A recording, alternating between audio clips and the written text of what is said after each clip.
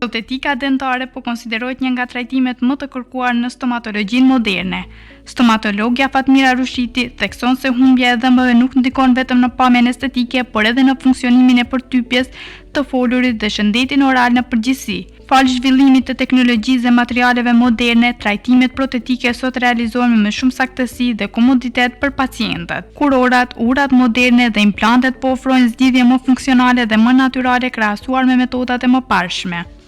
Protetika moderne në stomatologjinë nënkupton rikthimin e funksionit dhe pamjes të dhëmbëve sa më natyral, të cilat kryen me ndihmën e teknologjisë dhe materialeve moderne.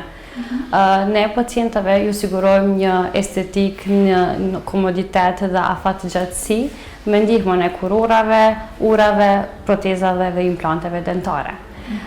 Qëllimi ynë nuk është vetëm përmirësimi i dhëmbëve, mirë po edhe funksionit dhe cilësisë së jetës së tyre.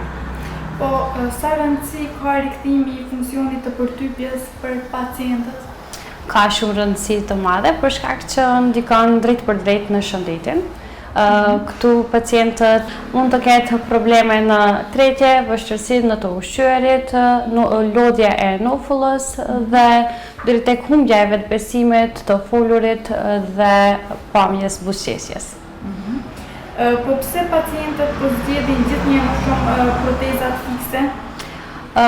Po tashni rekomandojmë protezat fikse jo për disa arsye të ndryshme, jo vetëm për rënditje, por për funksion dhe balansimin e nofullës. Domethënë, me vendosjen e protezave fikse kemi përmirësim të rënditjes së dhëmbëve dhe gjithashtu për balansim të kafshimit dhe estetikës. Po në cilat raste rekomandohen implantet dentare?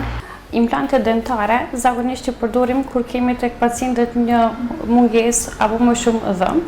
Atëherë vendosim për të siguruar një afatgjatësi dhe stabilitet.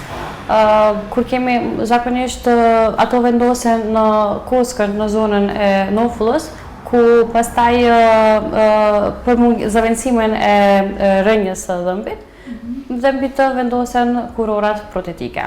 Nga cila moshë zakonisht lind nevoja për trajtime protetike?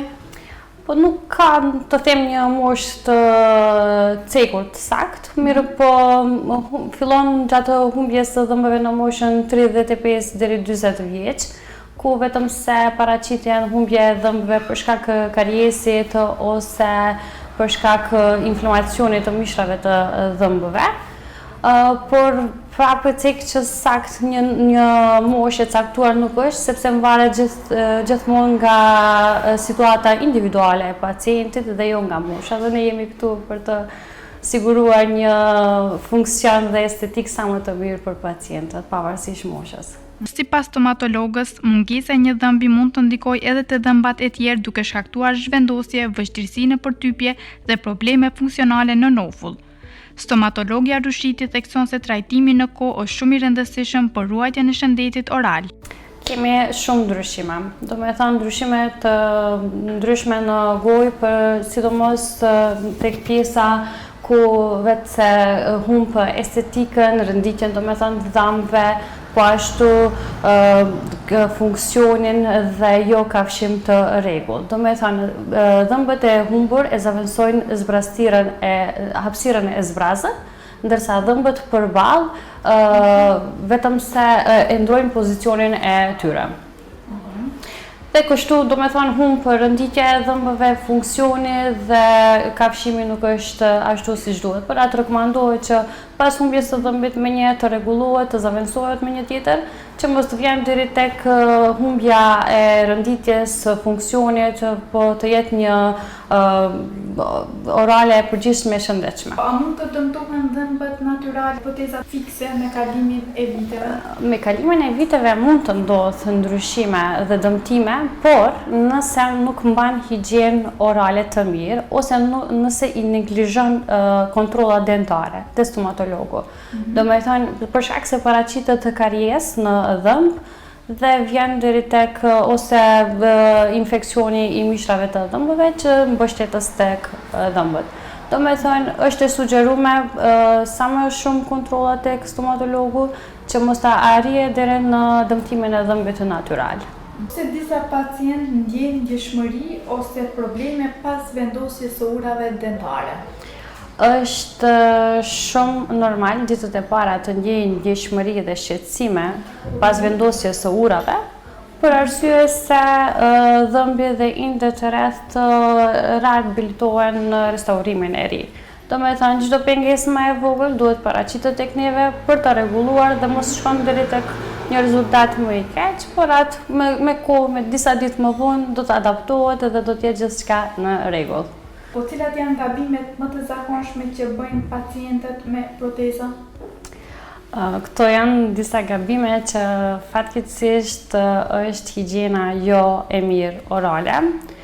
Protezat nuk pastrohen ashtu rregullisht, të themi mirë, ashtu si duhet të jetë e pastër, po ashtu pacientët protezat mendojnë sikur t'i kenë dhëmb natyral dhe ushqehen me ushqime shumë të forta që vjen deri tek dëmtimi dhe thyerja e protezës. Çdo pengesë më e vogël është patjetër që të vjen ta rregullojmë, të mos mbrim deri tek faza e humbjes totale të protezës.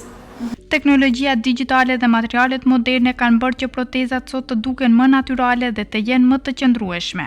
Kanë ndikuar shumë pozitivisht.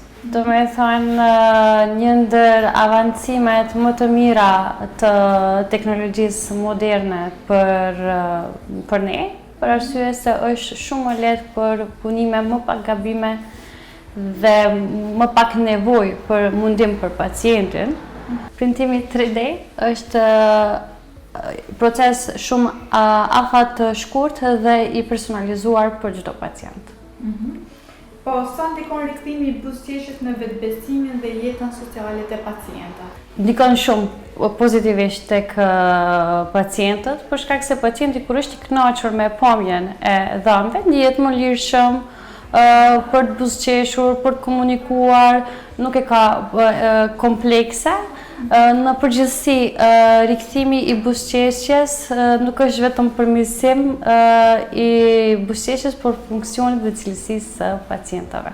Stomatologja apelon që problemet me dhëmbët të mos neglizhohen pasi trajtimi me kohë jo vetëm rikthen buzëqeshjen, por edhe ndikon drejt për drejt edhe në shëndetin dhe cilësinë e jetës.